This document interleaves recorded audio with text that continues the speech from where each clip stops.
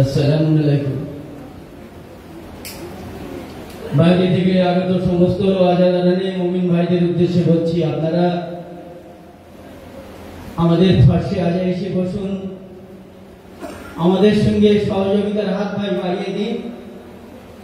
বুঝতেই পারছেন ওয়েদারের অবস্থা খুব খারাপ, তো আপনারা আমাদের সঙ্গে সহযোগিতার হাত বাড়িয়ে দেবেন, আমরা যাতে সঠিক সময়ে অনুষ্ঠান শুরু করতে পারি এবং নির্ধারিত সময়ের মধ্যে অনুষ্ঠান শেষ করতে পারি।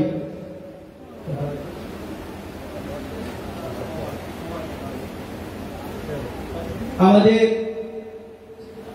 আজকের এই অনুষ্ঠান শুরু করা হবে পবিত্র পাক কোরআন তেলাওয়াতের মধ্য দিয়ে। কোরআন তেলাওয়াত করবেন মাওলানা হুজ্জাতুল ইসলাম আসাদ রেজা সাহেব।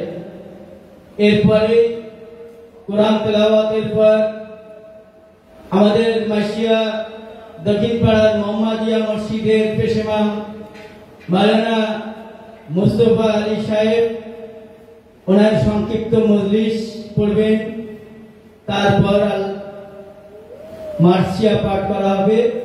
এরপরে আমাদের দ্বিতীয় মজলিস পড়বেন মাওলানা হুজ্জাতুল ইসলাম জয়নাল আবদিন সাহেব, নেপাল কাঠমান্ডু।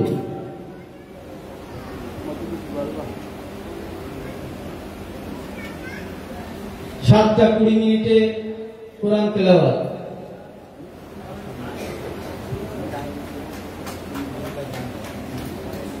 টাইম কোনো নট করা হবে।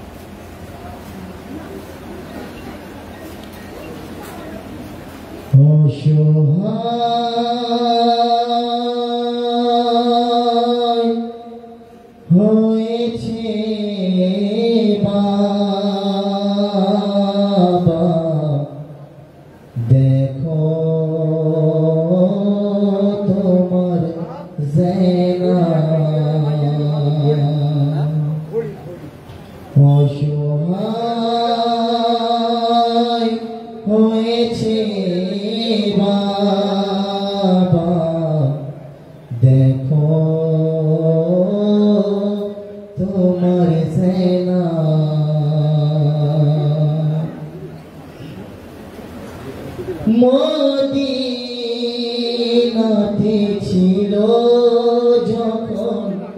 ছিল সবই সাথে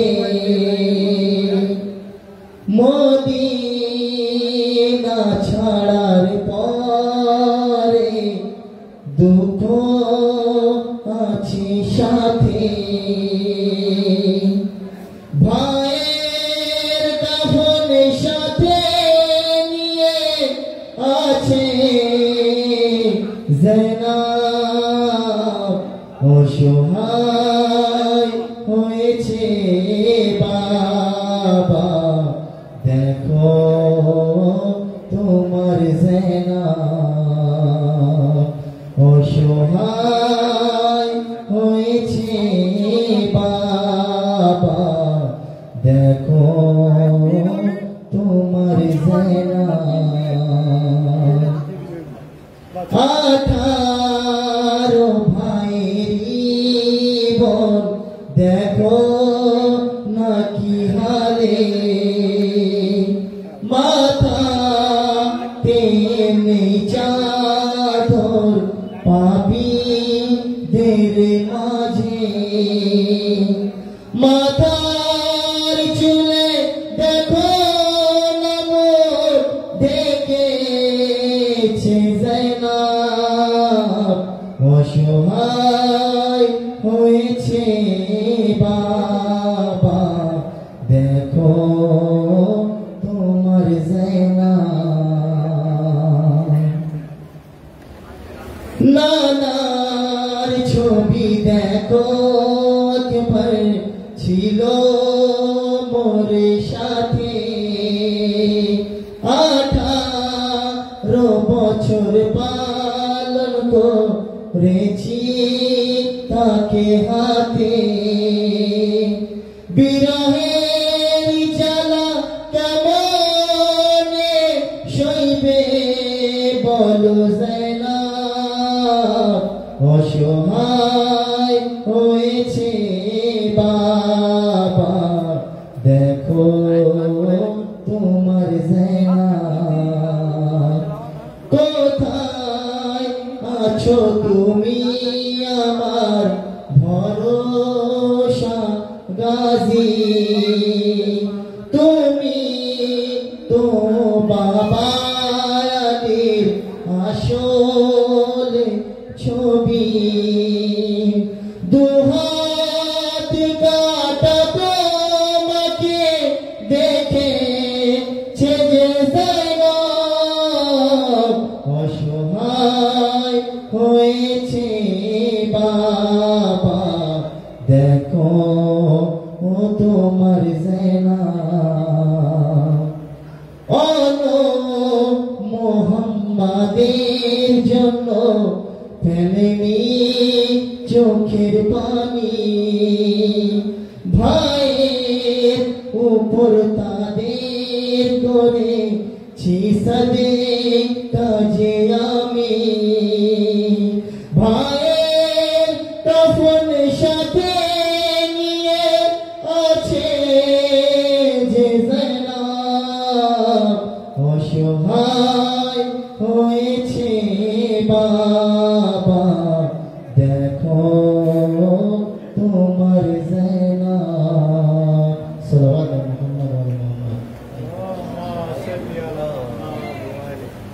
ভলেন্টিয়ার্সদের বলবো বিশেষ করে কমিটির যারা দায়িত্বে আছেন তাদের উদ্দেশ্যে বলবো মাওলানা জয়নাল আব্দিন সাহেবকে যদি না আসে এখানে রেডি করে রাখার জন্য বলা হচ্ছে যেন তৈরি থাকে কোনো সময় নষ্ট হবে না নির্ধারিত সময়ের মধ্যে আমরা অনুষ্ঠান শেষ করবো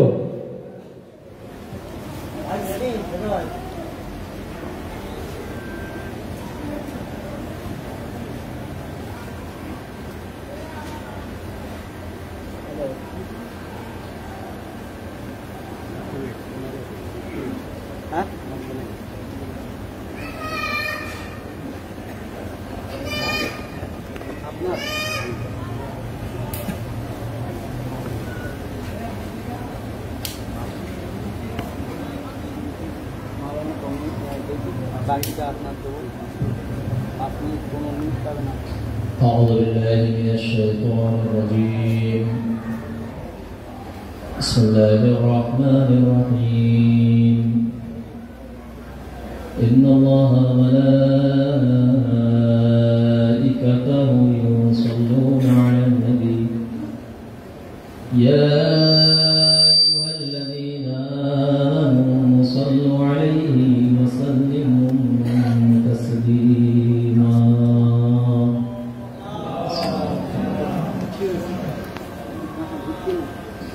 بسم الله الرحمن الرحيم إن هذا القرآن يهدي للتي هي أقوم ويبشر المؤمنين الذين يعملون الصالحات أن لهم أجرا كبيرا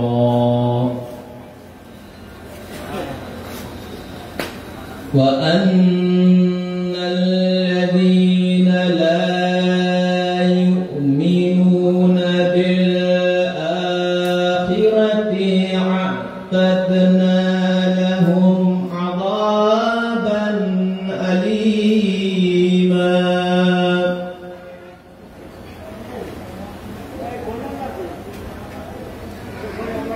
ويدعو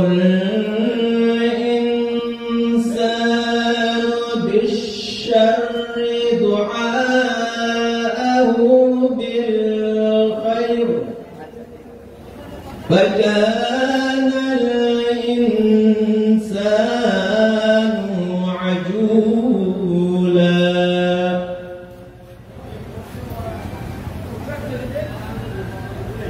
وجعلنا الليل والنهار آيتين فمحونا آية الليل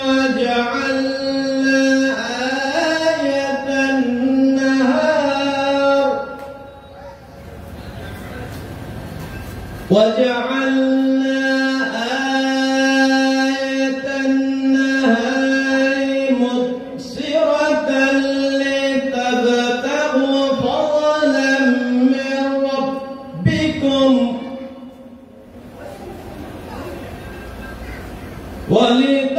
ولتعلموا عدد السنين والحساب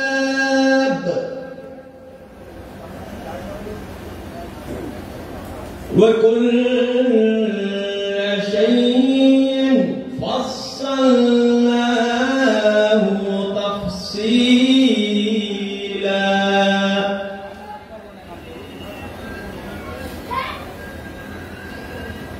وكل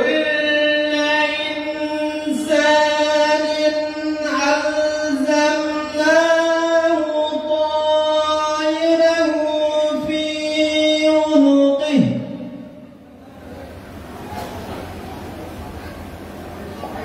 ونخرج له يوم القيامة كتابا يلقاه منشورا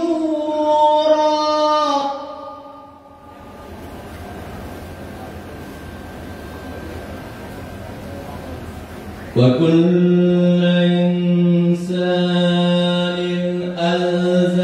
ألزمناه طائره في عنقه ونخرج له يوم القيامة كتابا يلقاه منشورا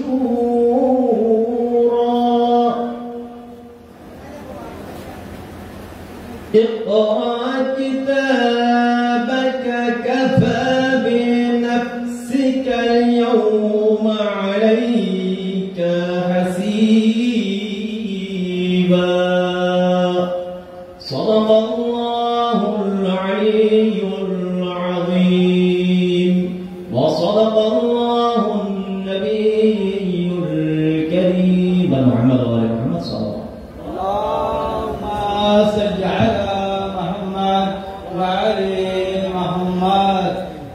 রাস্তার উপরে দাঁড়িয়ে আছেন, দয়া করে আমাদের পাশে আগে এসে বসে পড়ুন। এবার সংক্ষিপ্ত মজলিস পড়ছেন মাইশিয়া দক্ষিণপাড়া মোহাম্মদিয়া মসজিদের পেশ ইমাম মাওলানা হুজ্জাতুল ইসলাম মুস্তাফা আলী সাহেব।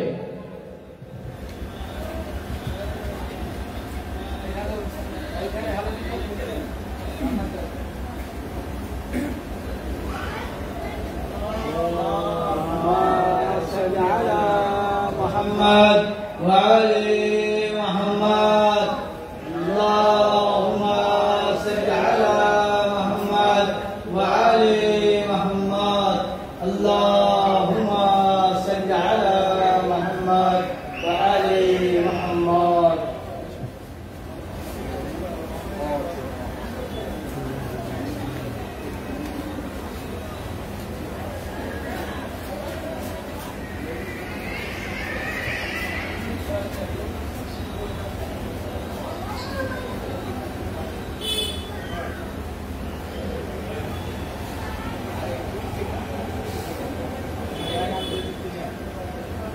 لا حول ولا قوة إلا بالله العلي العظيم حسبنا الله نعم الوكيل ونعم المولى ونعم النصير أعوذ بالله من الشيطان اللعين الرجيم بسم الله الرحمن الرحيم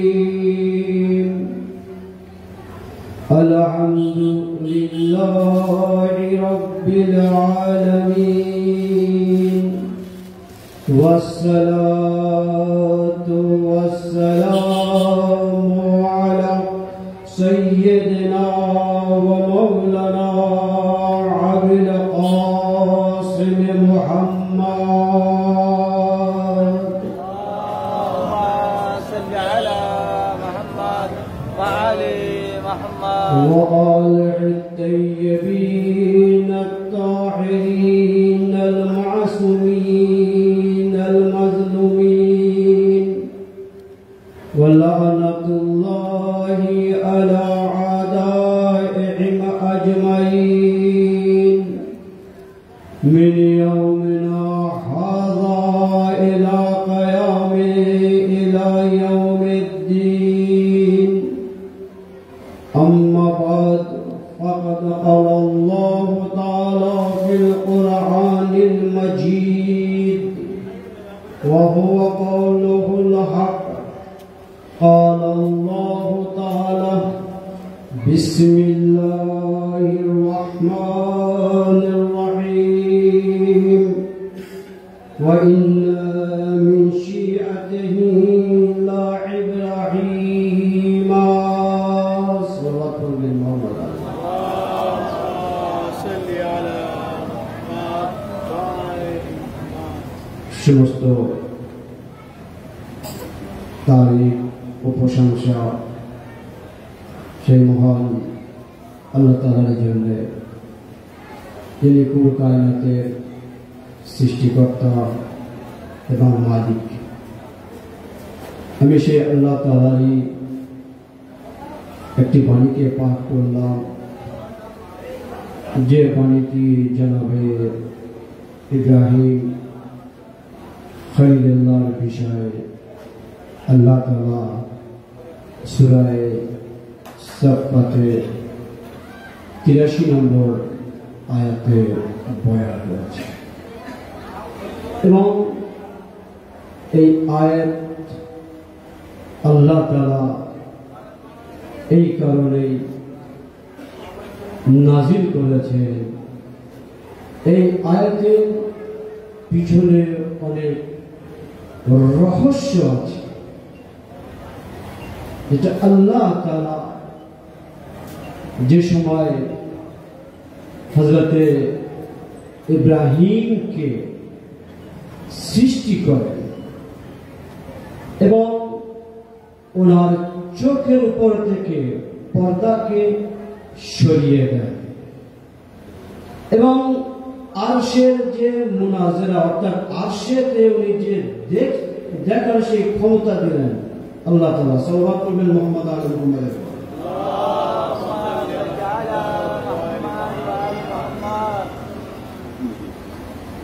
যখন সরিয়ে দিলেন হযরতে ইব্রাহিম নবী একটি নূরকে দেখলেন।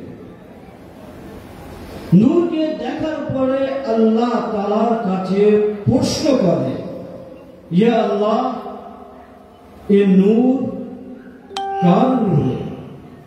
যখনই আল্লাহ তাআলার কাছে প্রশ্ন করলেন হযরতে ইব্রাহিম নবী, আল্লাহ তাআলা বললেন, এ নূর নূরে মুহাম্মাদি, নূরে মুহাম্মাদি। ইব্রাহিম নবী দেখলেন, তারপরে প্রশ্ন করলেন, ইয়া আল্লাহ, এর পাশেতে যে নূর আছে সেটা কোন নূর? তখনই আল্লাহ তাআলা বললেন, এটা হলো ওনারই ওয়াসি খলিফা আলী ইবনে আবি তালিবের নূর, এবং এই নূর আমার দ্বীনের সাহায্য করবে। কার দ্বীনের? আল্লাহ দ্বীনের। কে বলছে? আল্লাহ তাআলা বলছেন। কার সাথে বলছেন? হযরত ইব্রাহিম নবীর সাথে। মাওলাই কায়নাত আলী ইবনে আবি তালিব আল্লাহর দ্বীনকে সাহায্য করবে। তারপরে ইব্রাহিম নবী এখনো চুপ করেননি, এখনো আরো কিছু নূরকে দেখলেন। তারপরে বললেন, ইয়া আল্লাহ, এর চাইয়ের পাশে যে আরো তিনটি যে নূর আছে, এই নূরগুলি কার? তখনই বলল, একটি নূর হলো ফাতেমাতুজ জাহরা, যে নিজের মাননেওয়ালাদের জাহান্নামের আগুন থেকে নিজাত দিবে। কোন নূর? ফাতেমাতুজ জাহরা। তারপরে বললেন, আর যে দুটি নূর আছে, সে নূর দুটি হলো ফাতেমাতুজ জাহরার সন্তান ইমামে হাসান ও হুসাইন আলাইহিস সালামের নূর। ইব্রাহিম নবী এখনো প্রশ্ন করছেন আল্লাহ তাআলার কাছে। তখন বলছেন, এই আল্লাহ, তোমার ওই 5 নূরের দোহাই দিয়ে বলছি, কসম দিয়ে বলছি, আর যে 9টি নূর, এই 5টি নূরের চারিদিকে যে আছে, এগুলো কোন নূর? তখনই আল্লাহ তাআলা বললেন, এর চারিদিকে যে 9টি নূর আছে, সে নূর হলো ফাতেমাতুজ জাহরার সন্তান অর্থাৎ ইমামে জাইনুল আবদিন আলাইহিস সালামের নূর, ইমামে মুহাম্মদ বাকর, ইমামে জাফর সাদিক, ইমামে মুসা কাজিম, ইমামে আলী রিজা। এইভাবে 12টি ইমামের নামকে বয়ান করার পরে ইব্রাহিম নবী তারপরে বলছেন, এই আল্লাহ, ও চারিদিকে যে অসংখ্য যে নূর দেখা যাচ্ছে, যার সংখ্যা আপনি ছাড়া কেউ জানেন না, ওই নূরগুলি কোন নূর? তখন আল্লাহ তাআলা বলছেন, এই ইব্রাহিম, এই নূরগুলি হলো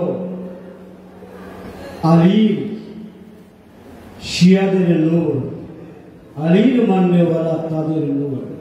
তখনই ইব্রাহিম নবী তারপরে জিজ্ঞাসা করলেন, এই যে আলীর মাননেওয়ালা যে নূর, এই সমস্ত ব্যক্তিদের বিশেষ চিহ্ন কি? ইব্রাহিম নবী জিজ্ঞাসা করতেন যে আলীর মাননেওয়ালাদের শিয়া, ওই সমস্ত যে নূর, অসংখ্য যে নূর, যার বর্ণনা শুধু আপনি বলতে পারবেন, ওই নূরদের বিশেষ গুণাবলী কি? তখনই আল্লাহ তাআলা বলছেন, আলীর মাননেওয়ালা তারা প্রতিদিনের নয় 51 রাকাত নামাজ পড়ে। কত রাকাত? 51 রাকাত নামাজ পড়ে আলীর মাননেওয়ালা। তারপরে বলছেন, দ্বিতীয়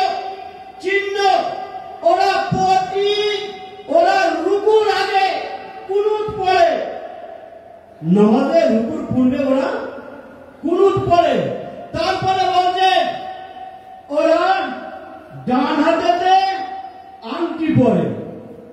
তারপরে ইব্রাহিম নবী আল্লাহর কাছে দোয়া করছেন, হে আল্লাহ, আল্লাহুম্মা আজআলানি মিন শিআতি আমিরুল মুমিনিন।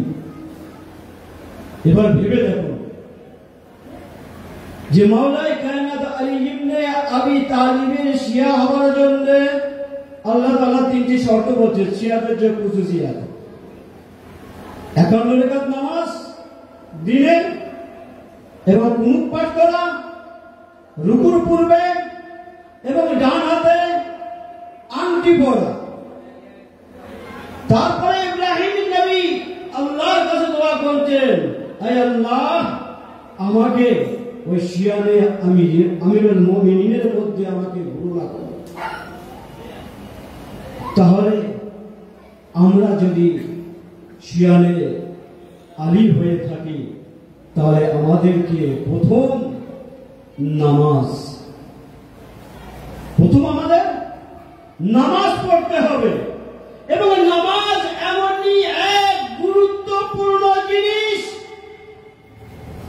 কোন রাবি যে কারবালার যে আসিরানে যারা এসির ছিল, ইমাম হুসাইন আলাইহিস সালামের পরিবার, তাদের বিষয়ে কোন রাবি লিখতে পারেনি যে এক টাইমের নামাজ ওদের কাজা হয়েছে। একবার ভেবে দেখুন তারা কত মুসিবতের মধ্যে ছিল, তারা মুসিবতের মধ্যে থাকার পরেও নিজের নামাজকে কাজা করেনি। এবং শেষ সময় যখনই বিদায় নিচ্ছিলেন ইমাম হুসাইন আলাইহিস সালাম বিবি জাইনাবের কাছ থেকে, তখনই বলেছিলেন, হে মায়ের জাইনাব, আমাকে যেমন নামাজের সবেতে ভুলে যেও না, অর্থাৎ আমার জন্য দোয়া করো। আর আমাদের পরিবারে যদি ছোট্ট ধরনের কোনো যদি অসুবিধা হয়ে যায়, আমরা নামাজ কি আমরা ত্যাগ করে দেই, সময় নেই, ব্যস্ততার মধ্যে।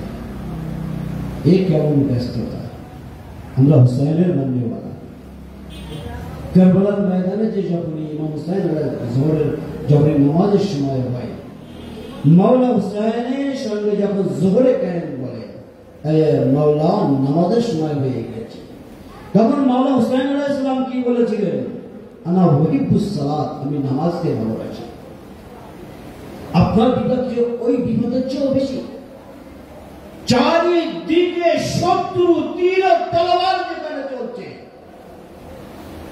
কিন্তু ওই অবস্থায় কারবালার তপ্ত মরুভূমিতে ইমাম হুসাইন আলাইহিস সালাম নামাজকে কায়েম করে নামাজের গুরুত্বকে বুঝিয়ে দিয়েছে। যদি আপনি হুসাইনি হন, তাহলে কখনো নামাজকে ভুলবেন না।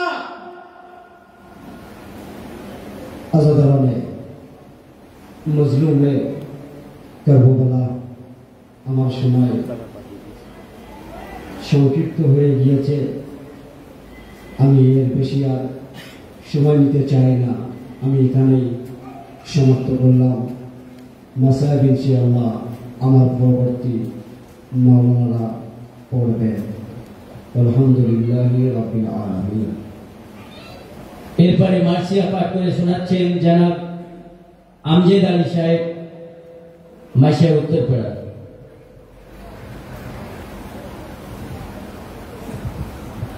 جزاكم الله خيرا طيب الله